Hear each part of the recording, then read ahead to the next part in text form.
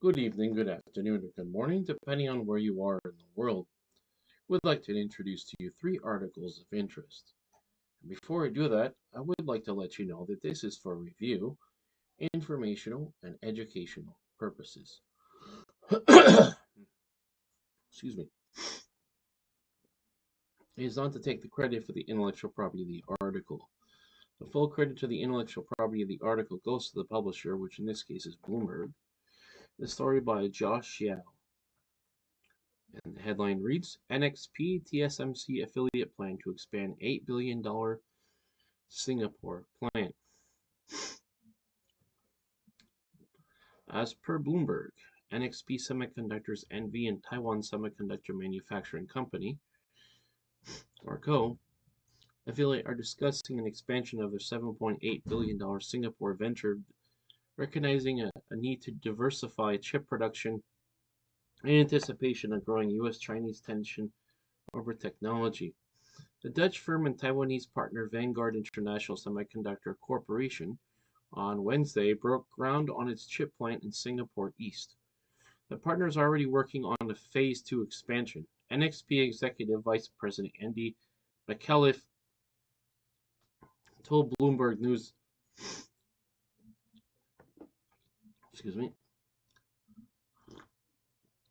on the sidelines of the ceremony, though he said the addition has yet to be formally approved. This week, tensions between U.S. and China intensified after the Biden administration slapped more curbs on the Chinese access to foreign technologies when Beijing retaliated by banning exports of some critical materials to America. Excuse me. And ahead of you is a picture of this said plant. Caption reads, Vision Power Semiconductor Manufacturing Company, or VSMC, 300 millimeter wafer factory groundbreaking ceremony, copyright Bloomberg. At the event, NXP executive reiterated that the company is expanding its geographic footprint. The European chipmaker, a key producer of automotive and networking semiconductors, is looking to broaden its supply chain in China, the world's biggest EV telecom market, McAuliffe added. Quote, we are continuing to invest in Singapore. We're continuing on Phase 2 of when we get to 2030. Singapore is very important for the site, NXP, McAuliffe said. Those are growing concerns among gadget makers that escalating tensions in Taiwan Strait could disrupt supply of semiconductors required by everything from smartphones to electric vehicles. Taiwanese firms, led by TSMC, still making the bulk of the world's chips.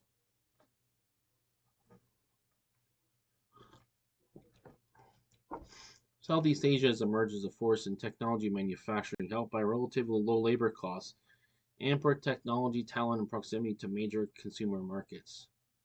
Asian consumer markets. NXP VIS joint venture will make relatively mature 130 nanometer to 40 nanometer chips that are as cutting edge as those made as TSMC and Taiwan, but they remain critical to a range of industries.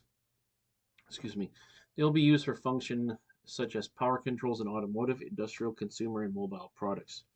The new plant is expected to create 1,500 jobs and begin production in 2027. A related video entitled WMU KCC announced new EV and semiconductor learning programs as per WOOD Grand Rapids.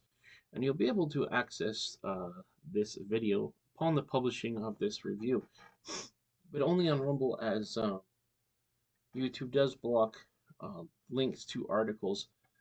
Excuse me. But with that said, I would like to let you know that the name of the Rumble channel, if I'm not able to upload the video for some reason, my Rumble channel is Global Product and Gaming Review. And I will have the link in the Rumble comment section where you'll be able to copy and paste the link in and then go to this article review and see the video. NXP is also trying to find a way to serve customers who need capacity inside China. McAuliffe told Bloomberg News NXP was testing a packaging facility in northern Chinese town of Tianjin, but does not have the front-end manufacturing operations in the country. We would build China's supply chain. We are building with partners today, McKellar said. For customers, we want a Chinese supply chain. We'll have the capability.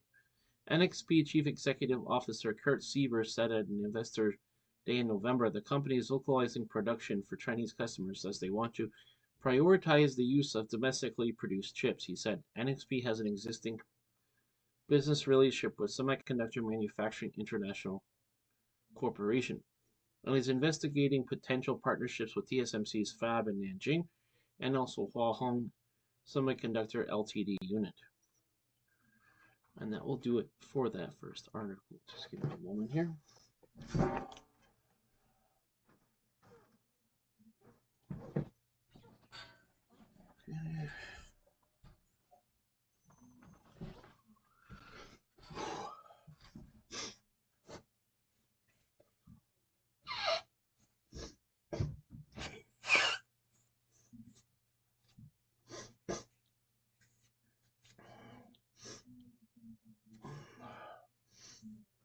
Okay, let's continue on. Sorry about that. For a second article of the review, before I read this article, I would like to let you know that this is for review, informational, and educational purposes. It's not to take the credit for the intellectual property of the article. The full credit to the intellectual property of the article goes to the publisher, which in this case is the Cool Down, and the story by Rick Kasmer. Headline reads, Scientists use MRI-inspired device to achieve atomic-level battery breakthrough. Here's how it works. And ahead of you see the actual picture that I'm referring to. Caption reads, It's for those. Experts in government lab are making an extremely close look at a pouch battery cells using advanced imaging tech with the goal of better understanding how they age. The analysis method is available and battery researchers and producers they work towards cheaper, safer, and better performing packs according to the new release from the U.S. Department of Energy Argonne National Laboratory. You probably heard of it, right?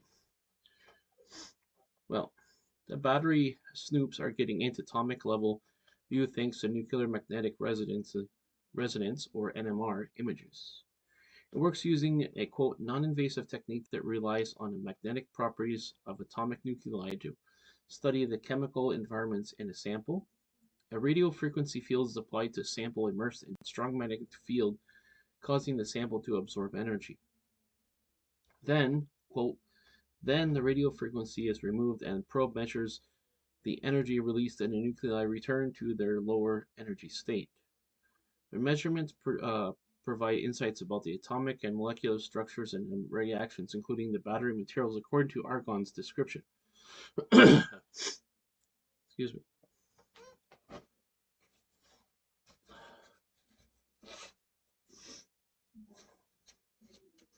I'm getting some sort of cold coming on. But anyway, the summary added that the NMR technique is similar to MRIs commonly used to take images of the human body. The lengthy description is a mouthful, but study authors Argonne chemist Barris Key says he hopes it to become a quote bread and butter unquote process for battery makers. Ahead of you in related video entitled The 137-Year-Old Battery Tech Maybe the Future of Energy Storage. Undecided with Matt Farrell. That video will be available upon publishing of this review, but only on Rumble, as YouTube does not allow links to the articles. So what I'm going to do is if I'm not able to, so basically I'm going to this video will be uploaded to YouTube. If something happens it's not able to be uploaded, I'll just let you know that Rumble channel is Global Product and Gaming Review, and in the comment section of my Rumble channel, Global Product and Gaming Review, they'll be in the comment section, they'll have the link to this article. You just take the link of the article, copy and paste it in the URL bar, excuse me, and you'll be able to go to the article and you'll be able to see the video. So that's what it is. For those, quote, who want to be the long-term evolution of these batteries without opening them up, quote, unquote, Key said in the summary. Of particular note are emerging silicon anodes being developed by Panasonic and others as a better alternative to costly graphite. One hitch with the anode tech is an expansion and contradiction that happens with the battery charges and decharges. When batteries operate, let's make sure, speaking of our battery there, ions move between the electrodes, anode and cathode, in a substance called electrolyte. Silicon anodes expand by 400%, causing cracks and impaired performances, according to the Argon release.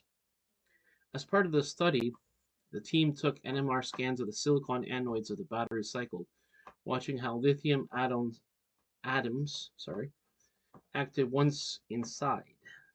The cells were left idle for 7 months. Quote, what we did on the study was like taking MRIs on operating battery cells, except for we didn't produce images of the cells, unquote. Study main author Evelina Wang said in a release, quote, instead, the output was an information on how the lithium chemical environment in the cells changed due to charging, discharging, resting, and aging. The researchers learned how lithium atoms congregate with other atoms inside the packs, providing useful information about how the interactions cause batteries to degrade. The team observed some lithium ions were trapped in an anode instead of continuing the journey through the electrodes. Better batteries can boost performance for energy storage units for packs that power electric vehicles, expanding their use. Each EV replaces a gas guzzler, prevents thousands of pounds of heat trapping exhaust from hitting the atmosphere, as cited by the U.S. Energy Department. The pollution is flagged by medical experts as a detriment to lung health. Switching to an EV can save you thousands of dollars in fuel costs and tax breaks as well. Well, we'll tell you that you're exchanging one cost for another. So the charging, there is a cost for charging. The question is that going to cost more than the gas? And second of all, what's involved in the charging? Well, there's no zero emissions, so that's just how it is. At Argon, findings include the hack that magnesium salt can limit the amount of trapped lithium. An example of a breakthrough is that experts will be developed with the help of NMR. They said a variety of battery types and compounds will be scanned. Quote, we hope industry and battery consortia will be interested in the methods you're working with us. In working with us, that is, unquote, he said in a summary. And that will do it for our second article. Let's go to our third article.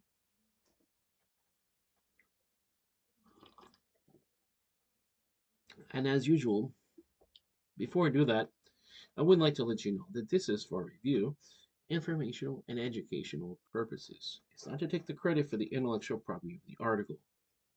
The full credit of the intellectual property of the article goes to the publisher, which in this case is CBR. The story by Marley Hughes. Headline reads, are video game consoles on the way out? Probably not, if I were to guess, but there are alternatives.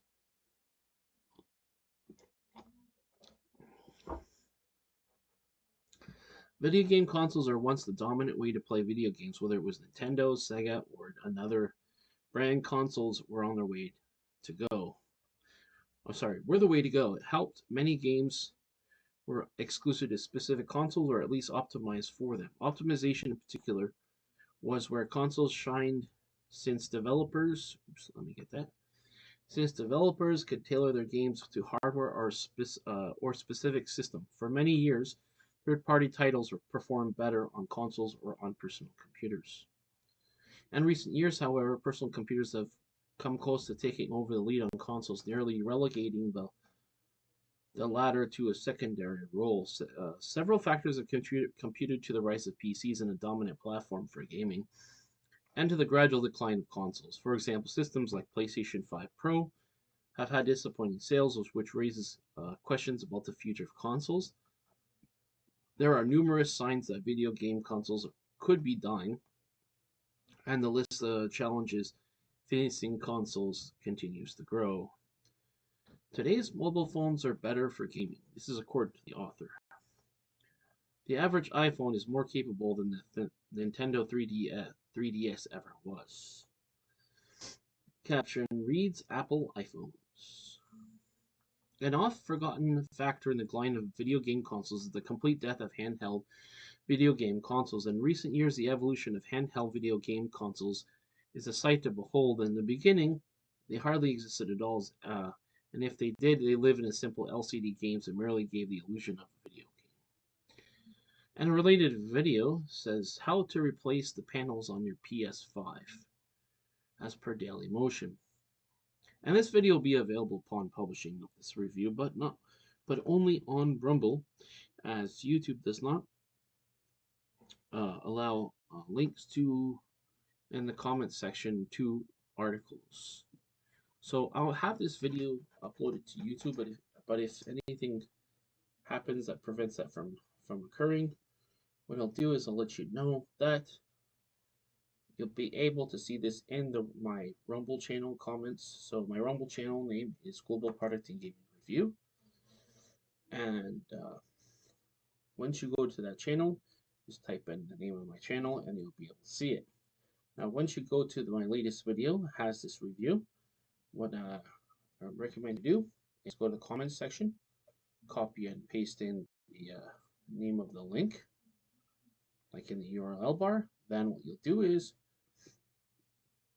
you will be able to see that. You'll be able to watch this video in its entirety.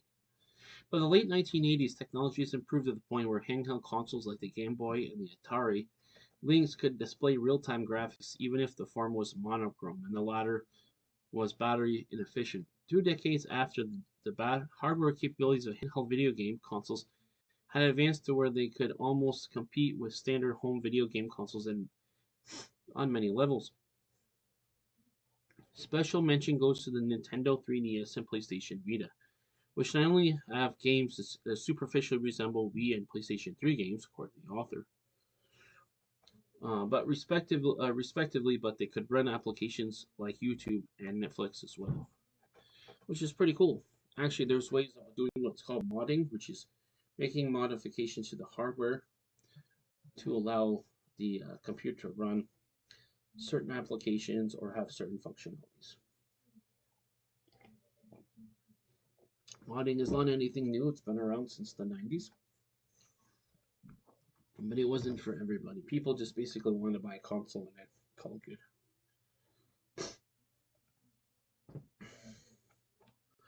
So let's continue on. In the late 1980s, rare Game Boy titles like Mega Man 5, Spud's Adventure also become some of the most expensive games in the market in consoles history. Unfortunately, Nintendo 3DS and PlayStation Vita were released during a period of rapid advancements in smartphone technology. By that time, mobile gaming was a rising market, with casual free-to-play games like Angry Birds and Candy Crush Saga gaining significant attention in the video game industry. Modern smartphones, whether budget-friendly Android phones or high-end iPhones, have long surpassed the hardware capabilities of the 3DS and Vita, and even now rival the mid-range laptops. Well, it's not really a fair comparison, as a matter of fact, but it's not a fair comparison because we're talking about late 90s versus to the 2020s. It's really not a fair comparison, but it is what it is. This doesn't even account for the rise of handheld gaming PCs like Steam Deck, which has hardware capable of running newer AAA titles such as Gods of War Ragnarok and Dragon Age. The Veilguard. Well, 3DS and Vita was impressively capable handheld consoles for their time. They ultimately couldn't compete with the rise of mobile devices in the handheld gaming space. As of 2024, no dedicated handheld video game consoles remain on the market. Video game optimization has gotten better thanks to hardware homogenization. And ahead of us is a picture, looks like from a video game, driving a van in GTA 5. This is from a video game. Video game optimization platforms used to be more challenging than it is today, mainly due to the different hardware between video game consoles and computers back then. Take any given popular video game system in the 1990s, such as Sega Genesis and Super Nintendo Entertainment System. Part of the hype and competition between the two platforms was how games made for each of them took advantage of the system's hardware. Meanwhile, home and personal computers were largely the league of their own when it came to video game support and optimization. If any popular arcade game or third-party console title went to PC, it would be more often than not provide inferior experiences compared to video game consoles. It was specifically optimized for computer users that had to take into account for the system's ability to display half-decent graphics and other playback, non-speaker audio as well. At all. Excuse me. So ahead of you see a picture of the PS Vita, the PlayStation, what was that, PlayStation 3 or something? This one? I believe this is a PlayStation 5 here. The caption reads it's the PS2, the PS Vita, and the PS5. Yeah, that's actually PS2, not PS3.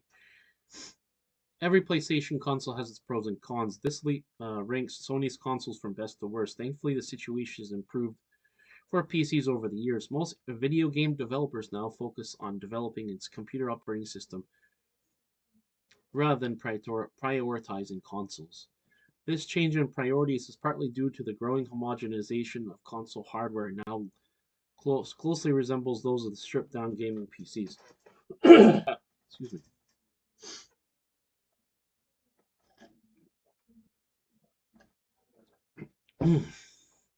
For example, the PlayStation 5 and Xbox Series X/S uses AMD processors and graphics chips similar to those found in many gaming PCs. More importantly, it seems that most video games are now better optimized for PCs than consoles. Cyberpunk 2077 serves as a prime example. It runs well on Steam Deck while struggling on PlayStation 4 and Xbox One. Despite new consoles using hardware comparable to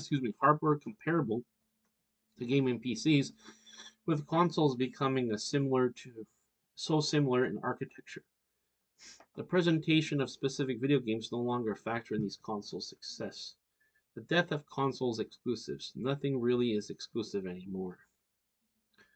Perhaps the most crucial factor in the decline of video game and the caption reads, Abby fights off infected Jackson in the rest of Part 2 of Remastered of No Return mode.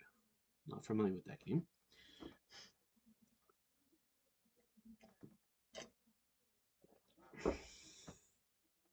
Perhaps the most crucial factor in the decline of video game consoles is the death of the true exclusive titles for certain video game systems. For a long time, exclusively was a major factor for the fierce competition between video game consoles, whereas Nintendo Mario or Sega's Sonic the Hedgehog, which, by the way, these were classic games. A console flagship franchise represented certain philosophies regarding these companies. An example would be Microsoft's Halo franchise, nominally exclusive to your Xbox consoles. The game signified Xbox's brand edgy image and a focus on esports. Microsoft's Halo franchise contrasts with family-friendly approach to Nintendo's Mario franchise on the mainstream appeal of Sony's Gran Turismo franchise, which in turn drives Xbox fans to their choice of video games console. Of all the factors that are supposed to make video game consoles successful, one would imagine the last thing video game console manufacturers would do is to forego the aspect of exclusivity. And ahead of you see those games here. It says split images of Mass Effect, Uncharted, Horizon, Zero Dawn, Spider-Man, and Halo. Halo would be here, by the way, going from left to right. Gaming companies have kept games exclusive to one console or the other, but thankfully many titles are being ported to the PCs these days. However, the 2020s have demonstrated that video game manufacturers from Microsoft to Sony have become increasingly willing to release their so-called exclusive titles on the platforms. This trend is particularly obvious with Microsoft, whose Xbox brand has taken a backseat to the company's dominant focus on software. As a result, many popular Xbox titles, including Halo franchise, has been available on Microsoft Windows operating systems as well. And by the way, Microsoft on Windows 10 and Windows 11, you go to the Microsoft Store and you can actually purchase one of their video games, like for example, Age of Empires or some random video game. Excuse me. And you can also do it that way as well. More inexplicable, however, is Sony's releasing PlayStation exclusive to other platforms. Marvel Spider-Man 2, for instance, which is thus far the PlayStation 5's best-selling game on a port for Microsoft Windows, is stated to be released in early 2025. Even more hackneyed is that Microsoft has been open about releasing Xbox exclusives in Sony PlayStation's consoles and vice versa. Given Microsoft Sony's apparent tendency to undercut their own video game console businesses by expanding into other platforms, it seems increasingly unnecessary to own a console in the daily age. This is especially true when the gaming PC can be purchased for the same price or even less than a PlayStation 5 Pro. I'm not so sure about that. Because to get a true, maybe for a desktop, but depends on how high end we're talking, because definitely for a laptop that's new, because for a laptop, if we want to call it a gaming laptop, it's like $2,000 or $3,000. Okay, so it's not, that part is not true, in my opinion. A silver lining for video game consoles will remain around. You can see this is, by the way, Nintendo Switch. Yes, this is a Nintendo Switch promo featuring the console in stock. Actually, they're coming up with Nintendo Switch 2 coming out. So I think why people purchase handheld consoles is because of the experience and the portability. So it has a different value proposition. Everything that has been said thus far regarding the death of the video game consoles largely has to do with the death of handheld video game systems and the cannibalization of the video game itself. In this discussion, however, it is a chief competitor to Microsoft Xbox and Sony PlayStation. Nintendo in its ever-flourishing video game business. It helps that Nintendo was primarily focused on video games, unlike Nintendo and Sony, which prioritized other ventures like Microsoft and software, and Sony in cinema and television. Nintendo's latest console, the Nintendo Switch, continues to outsell both current generation consoles and Microsoft and Sony.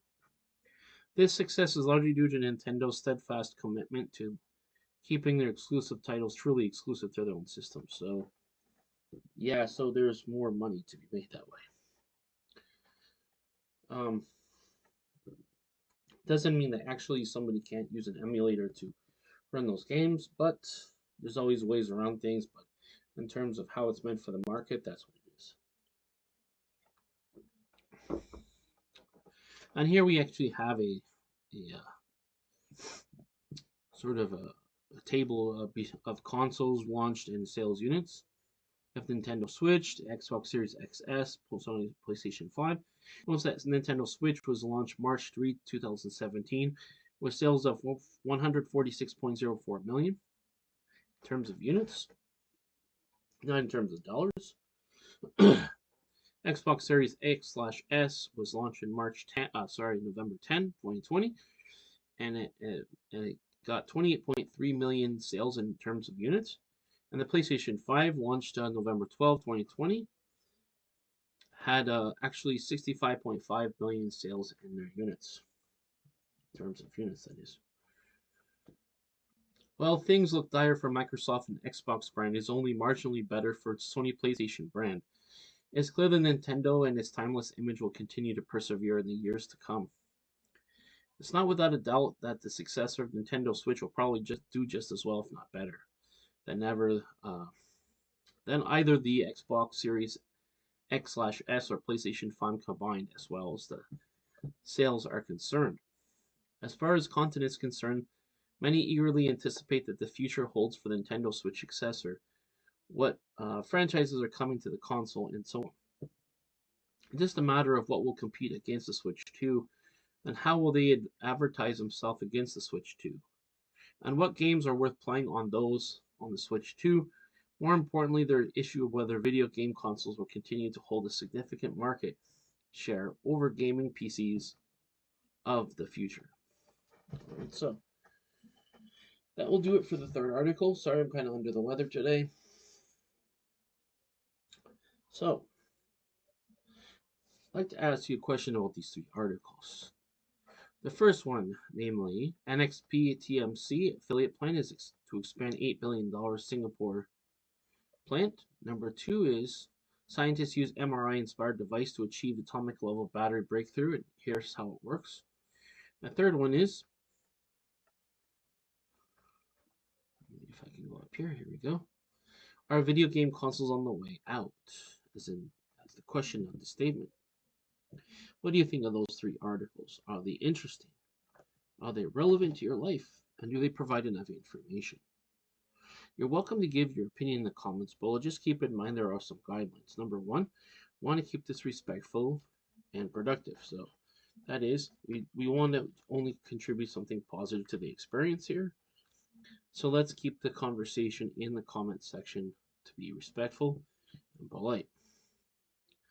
Okay, with that said, I would like to thank you for taking the time to watch this video. As you could be watching any other video for science, technology, or current events, so I greatly appreciate it.